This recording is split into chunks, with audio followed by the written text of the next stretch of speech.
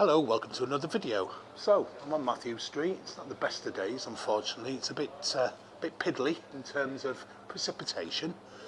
But I am actually outside the original entrance to the Cavern, as you can see. And I won't talk too much about the Cavern, purely because I think we all know about it, really. Its history. But a couple of points. The first Beatle to play here was actually Ringo. He played around about a week before the Quarrymen played here, which is quite an interesting fact, in a skiffle band. Not long after it opened, actually. It opened in 1957.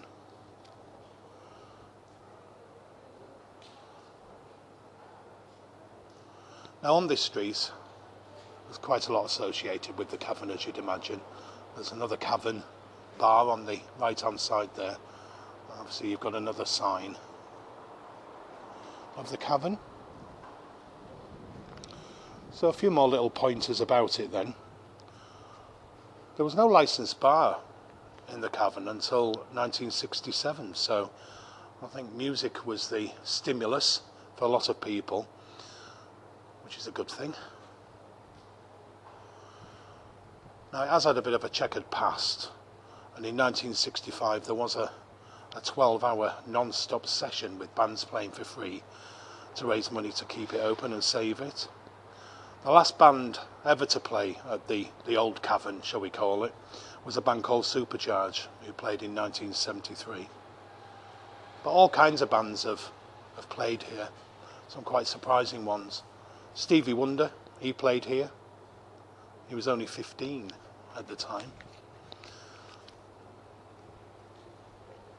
Now Adele's played at the Cavern as well. That was in 2011, or more contemporary obviously, and it was only the second time she'd ever sung in Liverpool, the first time being an audition for LIPA, the Liverpool Institute of Performing Arts. Now, in 1983, some of the bricks were sold from the damaged archways of the original cellar, and the money went to Strawberry Fields Children's Home. It was sold for £5 each. So I've showed you those Cavern signs there. Now the original Cavern sign actually blew down in a storm in 1992 and was destroyed.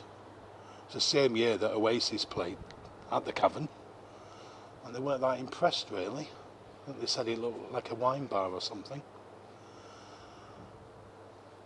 Now there is a Cavern wall of fame on this street as well, with all the band names on bricks and things. Now that didn't open until 1997, on the 40th anniversary of the original Cavern. Paul McCartney's gig at the end of the last century was said to have had a worldwide audience on the internet, of around about 53 million people. Wow. Bit of a squeeze getting them all in the Cavern, so that's the beauty of online, eh? October 2005, another little fact, the Arctic Monkeys played here, pretty much unknown at the time, and then 2 weeks later their debut single went to #1. So there we are, a couple of bits and bobs about the Cavern, some you might know, some you might not.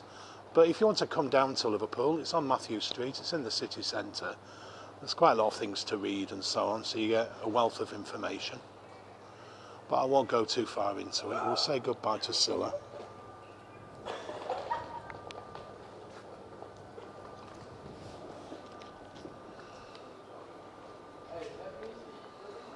Oh, I'm sure I had a lower laughs in the building. Please subscribe to the channel if you like the content. Please share it. Please like it. Please help me out. Thank you very much. Cheers.